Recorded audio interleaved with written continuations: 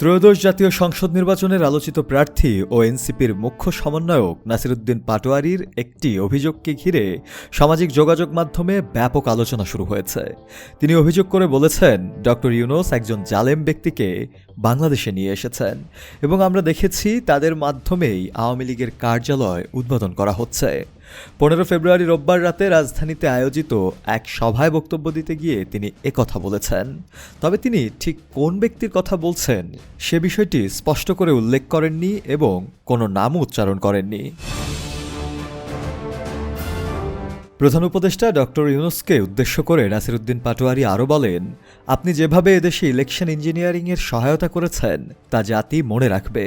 তিনি আরও বলেন, আপনি যখন লন্ডনে গিয়েছিলেন তখন আমরা বলেছিলাম আপনি সেখানে সিজদা দিয়ে এসেছেন। এরই ফল হিসেবে এবারের নির্বাচনে প্রশাসনকে ব্যবহার করে কারচুপি করা হয়েছে।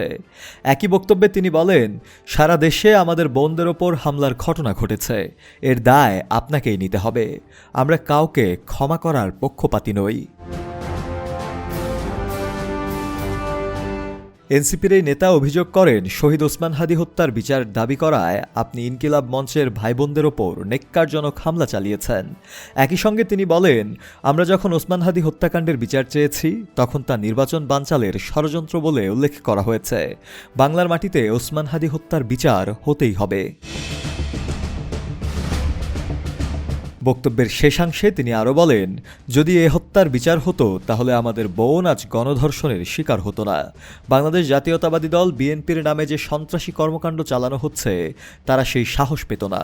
অন্যদিকে তিনি দাবি করেন, বর্তমান পরিস্থিতির জন্য দায়ীদের জবাবদিহি নিশ্চিত করতে হবে এবং বাংলাদেশ আওয়ামী লীগের কার্যালয় উদ্বোধন সহ বিভিন্ন কর্মকাণ্ডের পেছনে যাদের ভূমিকা রয়েছে তা জনগণ দেখেছে।